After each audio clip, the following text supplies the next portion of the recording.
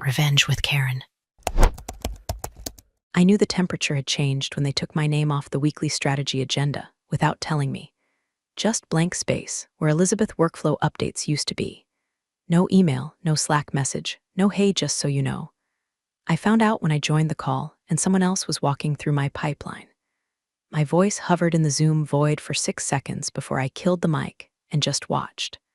Cold, quiet, surgical, like someone yanking a chair out from under you mid-sit and calling it restructuring. But that wasn't the first omen. The first one was smaller, dumber. A sticky note actually stuck to my monitor by a cheerful intern named Riley who didn't know better yet. It said, FYI payroll says your contract's old. Like old. Not in the system. Riles, at the time, I laughed, shoved it in my drawer with the paper clips and peppermint wrappers, and figured it was just another admin glitch.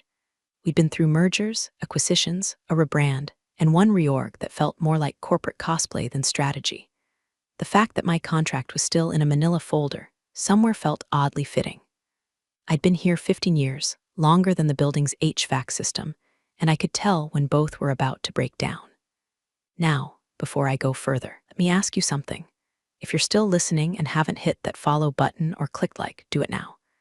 Not just because it helps this story reach someone else sitting in a gray cubicle, sipping a lukewarm Starbucks, wondering if they're going crazy, but because it lets the team know we're not yelling into the void. We see you, we've been you. Anyway, where were we? Right, the beginning of the end. I'd always been the reliable one, not flashy, not the one doing big TED-style presentations in all-hands meetings, just the one who got it done. Workflow automation, back-end ticket escalations, third-party audits. My fingerprints were on everything that made the company run, even if nobody ever saw them. I didn't complain when they cut the annual raises for strategic reinvestment. I didn't raise hell when my title got bumped from senior implementation lead to process optimization partner, which is just HR word salad for do more, earn the same. Then came him, Chase, new VP, Silicon Valley transplant with a jawline sharp enough to slice bread and the humility of a caffeinated toddler. He'd been there maybe 6 weeks when he announced during a department-wide meeting that legacy team members should start documenting their processes for knowledge sharing. Translation: we want to download your brain before we throw you out like a used flash drive. I smiled and nodded and wrote nothing down. Instead, I started remembering things. Like that weird clause I negotiated back in 2011 after a bad exit from my previous job. I'd insisted, against HR's gentle pushback, on a line buried under the termination without cause section.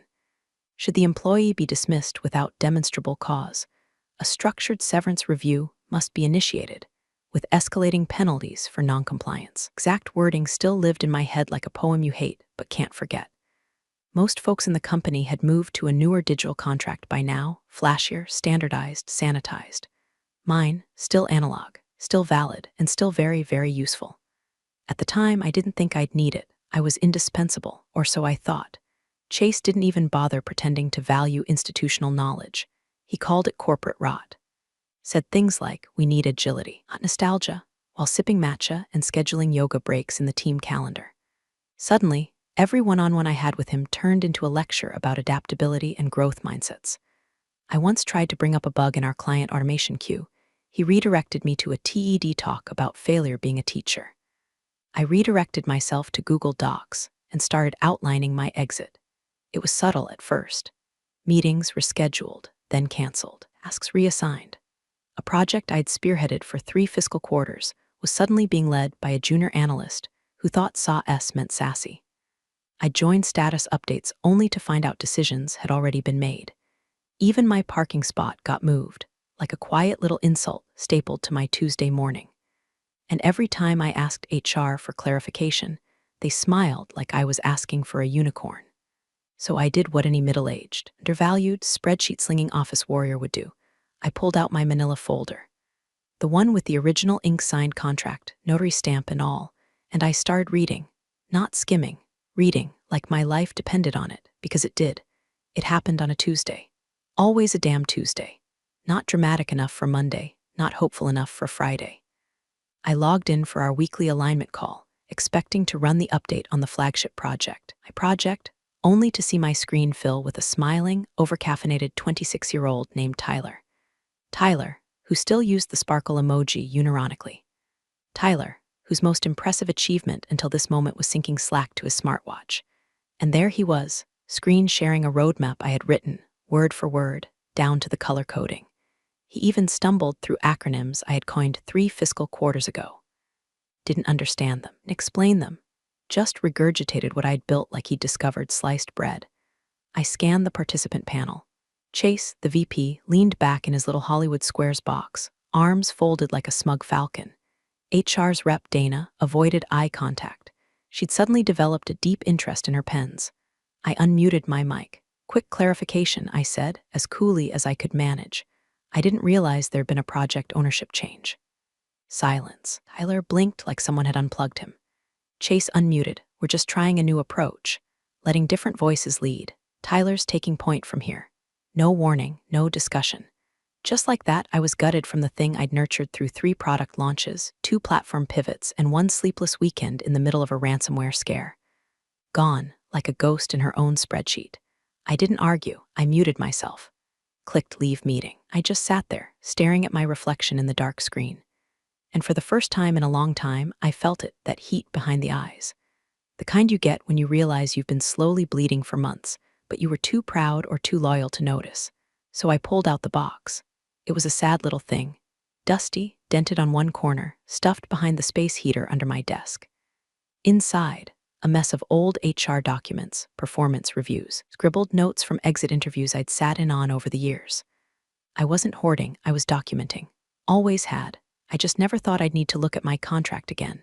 But I found it, right where I'd left it, sealed in a plastic sleeve like an artifact. Flipping through it was like reading prophecy. So many lines were corporate nonsense, of course. But then there it was, under Section 8B. In the event of employment termination, without demonstrable cause, the company shall engage in a structured severance review, enforceable under prevailing state and federal labor laws still valid. Still enforceable. Still mine. I didn't feel powerful. I felt insulted, humiliated, that weird kind of ache where your pride and your paycheck collide. Because even if I won, it still meant someone saw me as disposable, as replaceable as a printer cartridge. The next morning, Dana from HR sent me a calendar invite. No context, just the subject line, catch-up, feedback, and future planning. That's HREs for let's discuss your funeral without saying the word death. I didn't respond right away. I went back to the old PDFs I'd saved from our onboarding portal in 2011. I started highlighting, cross-referencing, taking notes. HR had overhauled the templates in 2017, streamlined, of course, but legacy contracts like mine were grandfathered in. Buried beneath 10 pounds of HR jargon was something beautiful, an arbitration clause, with timelines, with penalties, with teeth. I checked the most recent updates to the labor code just to be sure, still enforceable, no expiration, no loophole, and like some ancient librarian from a forgotten union, I began cataloging. Quietly, relentlessly, I scanned documents. I downloaded org charts. I made backups. 3 copies, 1 for the cloud, 1 on an encrypted drive, and 1 printed in triplicate and mailed to myself. Old school. Meanwhile, the company moved on like I'd already been buried. Chase began ending every meeting with thanks, team, and not once looking in my direction. I watched as Tyler butchered timelines, overlooked dependencies, and smiled through it all with the confidence of a toddler in traffic. HR said nothing. My workload didn't drop. They just stopped giving me credit. I didn't fight back, not yet. I smiled. I nodded. I even volunteered to support in a transitional capacity, because I wasn't going to fight this in the hallway. I was going to fight it in the fine print. It started with a post-it note, stuck to the top of a quarterly review form like a school detention slip. Handwritten in purple ink. Let's circle back, some growth areas to discuss. The damn smiley face made it worse. I peeled it off like it was covered in anthrax and read the document underneath. Apparently, I'd developed a pattern of disengagement. I was frequently late to virtual meetings. I wasn't. Openly resistant to new initiatives, translation. I asked what Tyler's metrics were and displayed a lack of enthusiasm during collaborative sessions. Enthusiasm. I'd shown up to every one of those meetings, while this place actively erased me from its memory like I was a glitch in the matrix. Next came the coaching plan. 3 pages of bureaucratic theater. It read like a breakup letter written by a committee of cowards. Elizabeth will strive to approach change with curiosity and positivity. What the hell did that even mean? Was I supposed to throw confetti every time Chase fired someone and replace them with his college roommate's cousin? The bullet points got worse. Observed working independently without seeking team alignment. No shit, I work in operations, not summer camp. Does not consistently contribute in Slack channels. Yeah, because I'm busy keeping your back end from collapsing like a Jenga tower in a wind tunnel. They wanted me to sign it. I didn't. I just smiled, took a second copy, and walked out of the HR office with the eerie calm of a woman who already knew the end of the story. Back at my desk, I did what I always do when things start to feel rigged. I documented. Every line of the coaching plan went under a yellow highlighter. I printed timestamps from Zoom logs proving I joined meetings on time. I pulled backup emails showing project approvals they were now pretending never happened. And I started compiling a timeline. Quiet, methodical postmortem while the body was still warm. Then I mailed it. Certified envelope. Return receipt requested. Addressed to my personal employment attorney, Susan Harlow-esque, a woman whose voice could freeze lava and whose default facial expression could curdle dairy. We'd met 10 years ago after a different job tried to pull a similar stunt. Back then, I didn't have the leverage. This time, I had a contract, a clause, a paper trail so clean it could pass FDA inspection. I didn't tell anyone in the office. Didn't need to, but I did text Susan. Need you to confirm the timelines on Section 8B and the arbitration windows. Sent you a packet. She responded within 10 minutes, received. This one's going to be fun. That night, I opened a bottle of wine I'd been saving since the pandemic began. I wasn't celebrating. Not yet. There was something quietly satisfying about being ahead of the game for once. I'd been blindsided in the past by sudden layoffs, gaslighting managers, entire departments getting dissolved over lunch. But this time, I wasn't in the dark. HR kept pushing. Passive-aggressive emails, quick check-ins, subtle threats masked as faux concern. One message read, just a friendly reminder that cooperation is a core company value. Let's work together to avoid any unnecessary escalations. You'd think I'd sent a horse head to Chase's office. All I'd done was ask for clarification on what disengagement meant in measurable terms.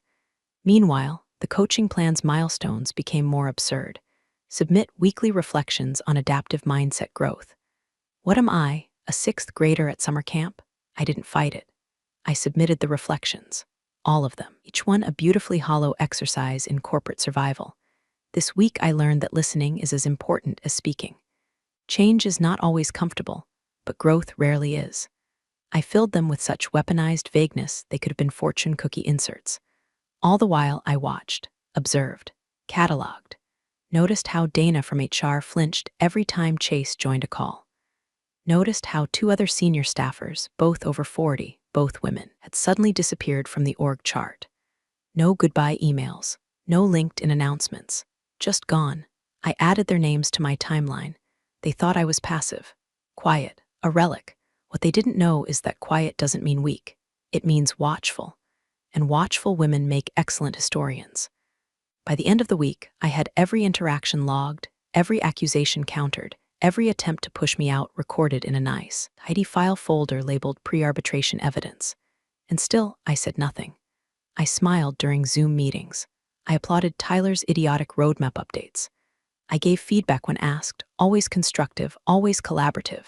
And I waited, not for revenge, for the exact right moment to flip the switch. They called it an urgent compliance meeting. No agenda, no prep. Just a ping from Dana with the subject line 10 a.m. required attendance, dropped on my calendar like a landmine. The kind of meeting that smells like smoke before you even open the door. It was already waiting when I stepped into conference room B, the manila folder on the table, thick with accusation. The VP, Chase, sat at the head like a judge at a rigged talent show, hands folded, Rolex glinting in the fluorescence. Dana sat beside him, eyes already flickering with apology or fear. The HR director, someone I barely knew beyond her LinkedIn headshot and overuse of the phrase in alignment, sat directly across from me, smiling the way a dentist does before they drill without Novocaine. They didn't waste time. Elizabeth, the director began, her voice smooth and corporate sweet. We've received a report of inappropriate conduct during company hours. She slid the folder across the table. Inside, a photo. black and white, printed from a grainy security camera feed. Showed me in the break room, holding a sheaf of printed documents.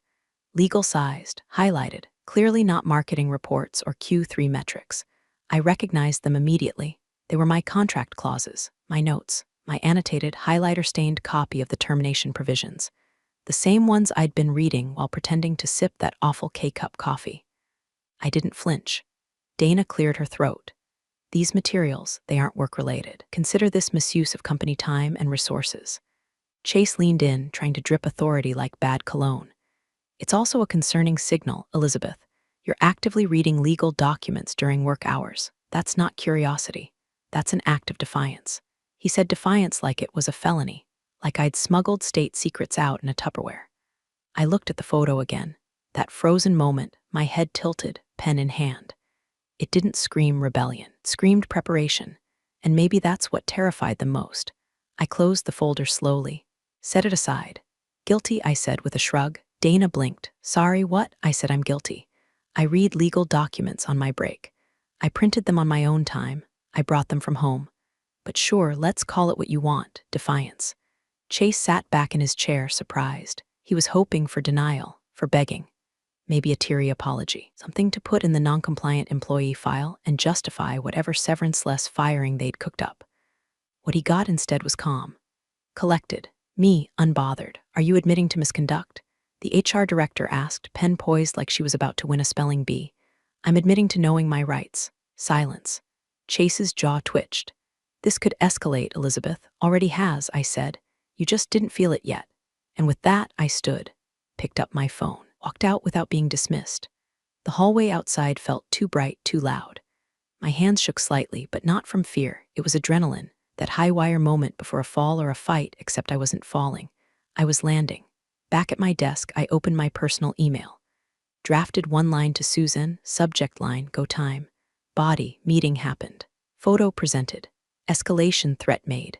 Confirm arbitration clock starts now. Proceed with section 4B. Hit send. Then I logged into our document management system and quietly downloaded a copy of the coaching plan they'd shoved at me the week before. Highlighted the word constructive where they'd written it 5 times in pink font like a toddler's diary.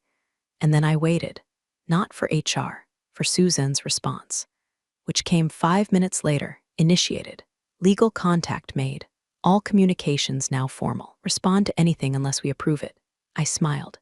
Chase wanted a power move. He got a legal process. Cold, boring, relentless. The kind of thing he couldn't charm, bluff, or threaten his way out of. He wanted to punish me for being smart. Turns out, smart comes with receipts. The voluntary separation agreement landed in my inbox at 7:04 a.m. on a Saturday.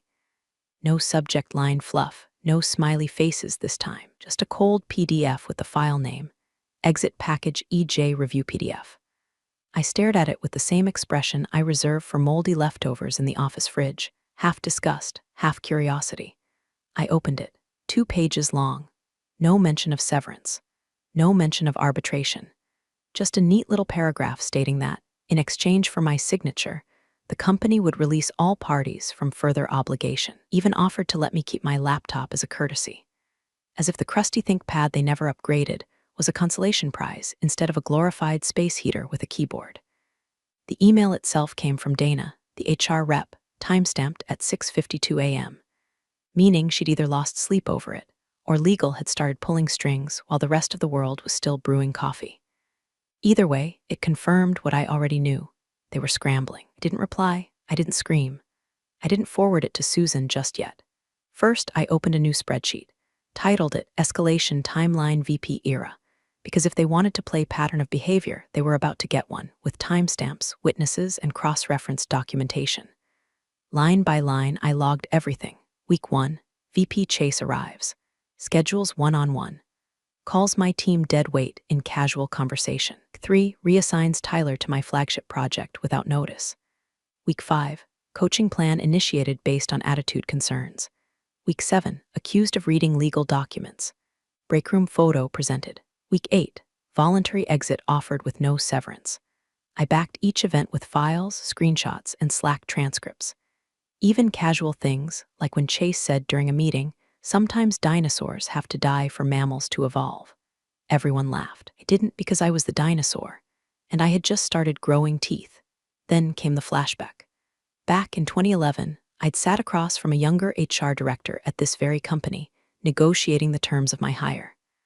After getting burned at my last job, ghosted during a merger, no payout, no recourse, I'd come prepared. I insisted on a clause that most people skipped past in the boilerplate. Tucked beneath the termination without cause header, I'd written it in myself. In the event the employee is removed without demonstrable cause and is subjected to adverse workplace action without formal remediation, a structured arbitration process shall commence. Delays beyond the review window of 10 business days will trigger per diem penalties at 1.25x the employee's average weekly gross. Legal had grumbled. HR had pushed back. But I'd held firm. And now, that clause was live. Just didn't know it yet. I reviewed the calendar. It had been 9 business days since the first formal accusation. That meant one more day before the penalty meter started ticking, and Susan already had the timer running. I forwarded the voluntary separation agreement to her with a single line: decline, proceed per contract terms, activate Section 4B arbitration. Her reply came back, confirmed, demand sent. Her official arbitration letter will be hand-delivered to corporate HQ Monday by noon. Clock starts at delivery. They'll blink first. It didn't feel like victory, not yet, but it felt like momentum. Like every inch they tried to push me out became another inch of legal traction under my boots. Later that day, Chase sent a Slack message to the full department channel, excited for new chapters and adaptive growth. Change is never easy, neither is staying stagnant. Appreciate everyone's flexibility in the weeks ahead. I didn't react, but I copied the message into my spreadsheet, labeled it Attempt to Preempt Employee Exits via Group Narrative. They weren't writing me out of the story. I was writing the ending now, and every passive-aggressive memo, every whispered insult, every clumsy cover-up attempt became evidence. Paper trail, ammunition. Because the beauty of a paper trap is this: by the time your enemy realizes they're inside it, it's already closed. It happened on a Wednesday. Mid-morning, just after the standing meeting where Chase declared, without irony, that transparency is our new KPI. I was walking back to my desk, coffee in one hand, email on the other, when I noticed someone trailing just a little too close. I turned. It was Jules. She was one of the newer HR associates, maybe 25, always moving like someone was trying to catch her doing something wrong. Sharp, polite, perpetually wide-eyed like she'd just seen her first corporate cover-up, which honestly she probably had. "Hey," she whispered, glancing both ways like we were in a spy movie. "Do you have a second?" I nodded. We ducked into the side hallway by the maintenance closet where the motion detector lights flicker and the Wi-Fi dies. She leaned in, kept her voice low. "Checked your file," she said, "your contract. The clause, it's real, and it's active." I didn't blink. "They're panicking," she added. "Like real panic. Dana's been in 3 closed-door calls with legal this morning. Chase tried to get your personnel record redacted. Compliance said no. I probably shouldn't be telling you this." "You didn't," I said. "This conversation never happened." She nodded. "Just be careful. They're saying you lawyered up." I did. Her eyes widened. I turned and walked away before she could ask more. Back to my desk. Back to calm. Except it wasn't calm anymore, not for them. By lunch, the shift in the air was undeniable. Slack channels fell quiet. Meetings were canceled. I saw Chase pacing on the balcony through the glass conference wall, gesturing like a man trying to swat invisible flies. Dana sat at her desk, rigid as a corpse in a chair, tapping a pen that never touched paper. Cherry on top came at 2:17 p.m., an emergency all-hands meeting invite. No agenda, no subject, just required. Everyone joined, of course. Cameras on per Chase's standing order. Mine stayed off. I didn't bother explaining, I just watched. Chase entered the call late. Hair a little less perfect, jaw clenched so tight I could hear it crack through the mic. "I want to address some recent concerns," he began. "There's been a lot of noise. Rumors. Legal complications. Let me be clear, we're a team. Loyalty matters." His voice cracked slightly on that last part. Then he leaned forward and the mask dropped. "And if you're more focused on loopholes and legalese than actually working," he sneered, "maybe this isn't the place for you. We build things here. We move. We don't hide behind paper. Paper." He said it like a curse word. "Any questions?" he asked, eyes scanning the grid of faces. Silence. I sat still, camera off, sipping my coffee like it was the blood of my enemies. That's the thing about people like Chase. They think yelling makes them powerful. But real power is quiet.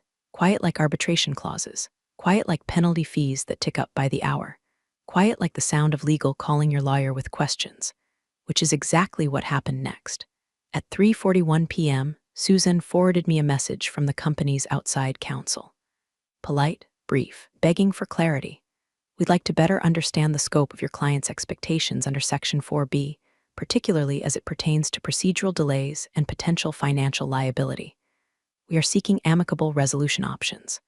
Translation, they'd stepped in it, hard, and now they wanted to put the lid back on without triggering the landmines.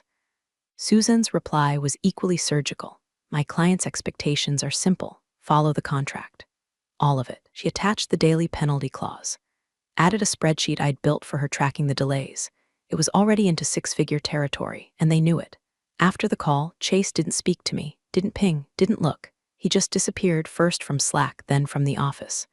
Rumor was he had a personal emergency. Another said he was working remote indefinitely. I didn't care. I wasn't watching him anymore. I was watching the countdown. Arbitration clock ticking. Emails archiving. HR flailing. Because I hadn't just read the paper. I was the paper now. It dropped like a brick in my inbox, subject line, notice of termination performance-based review findings. No warning, no call, no human voice behind it. Just a 6-paragraph PDF stuffed with euphemisms, the corporate poetry of cowardice. Despite our efforts to support your transition, misalignment with core values, ongoing resistance to feedback culture. Jesus, no severance package, no appeal path, just a line at the bottom that read, your access to company systems will be removed by 5:00 p.m. today. And just like that, they thought they'd buried me. I didn't scream. I didn't cry. I didn't even lean back in my chair. I clicked print. The moment the paper spat out of my dusty office printer, I walked it over to my kitchen counter, where Susan's prepared arbitration demand sat waiting in a FedEx envelope. I slid the termination notice into the packet, like the final piece of a puzzle. Section 4B, line 17 of my contract.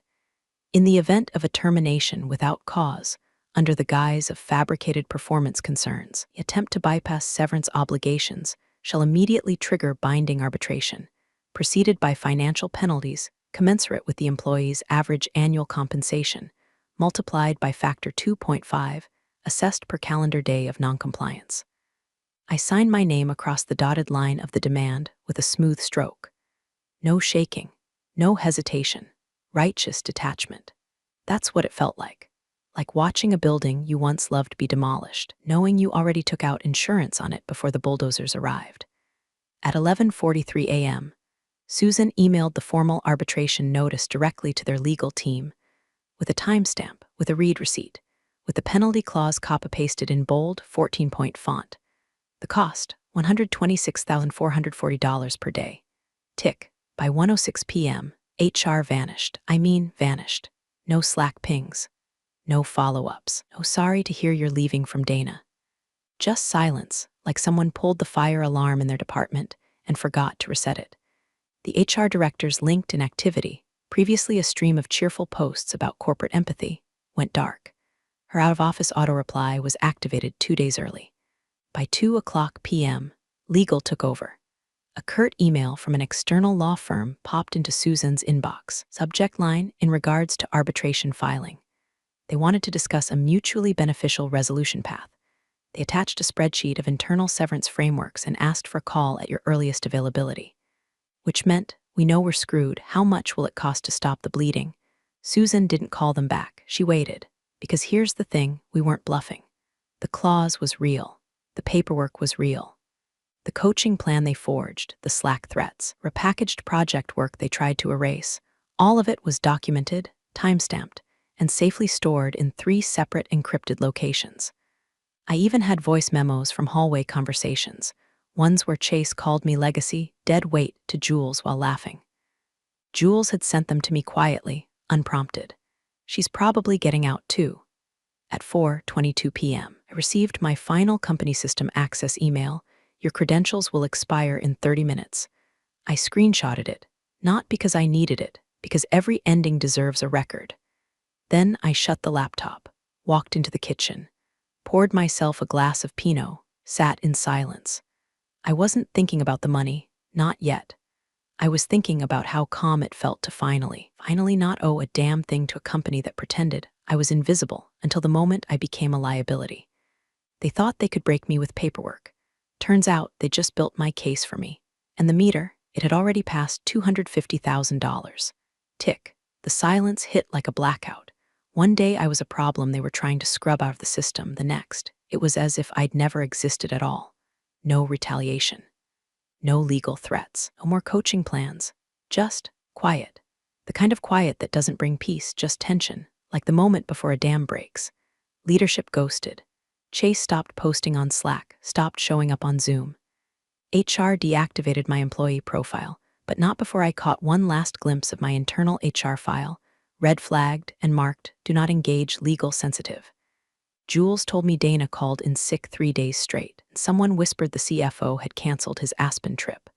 But the loudest noise came at 2:14 a.m. when my phone buzzed on the nightstand. A single email from an unfamiliar address. Subject: Processing Notice Financial Resolution Body. Miss Jensen, your documentation is being finalized. You can expect official processing confirmation before noon. We apologize for the delay. T. Whitaker, Office of the CFO, no flair. No signature quote about values or resilience. Just the tone of someone who'd been told to handle this now before things got worse. I didn't reply. Instead, I sat on the edge of my bed, in the dark, heart doing that weird fast, slow stutter it does when your body doesn't know whether to panic or celebrate. I didn't cry, but I did laugh just once. A hollow, tired sound. Not because I was happy, because it had worked, not the fight. The planning, every scanned document, every archived email, every clause I'd refused to let them edit out a decade ago. All of it had built to this exact moment. Not a courtroom scene, not a dramatic confrontation in a glass conference room, just leverage used precisely. By 11:47 a.m., I logged into my bank account, and there it was, $840,000, labeled as a one-time confidential employment settlement. No apology, no memo, just numbers, the kind of numbers that don't change your soul, but sure as hell make walking away a lot easier. I stared at the screen for a full minute, not blinking, not breathing. Then I exhaled. Finally, like I'd been underwater for months and my lungs had just remembered how to function. The legal memo Susan forwarded me a few minutes later was marked confidential. High-risk precedent. 4 pages of carefully phrased legalese confirming arbitration had been avoided in the interest of reputational integrity. There were references to similar cases being buried, a line about exceptions granted due to legacy contract structures, and a final footnote: no admission of wrongdoing is implied or acknowledged. Of course not. That would have required integrity, or shame, or both. I didn't need them to say sorry. The payout was the apology. And the silence was the sound of power shifting. Chase walked into the office Monday morning with the swagger of a man who still thought he'd won. Fresh blazer, reusable latte cup, sunglasses tucked into his shirt collar like a smug punctuation mark. Except this time, the usual greetings didn't follow. No good morning from the receptionist. No fake laughter from the sales pod. Just a thick, woolly quiet.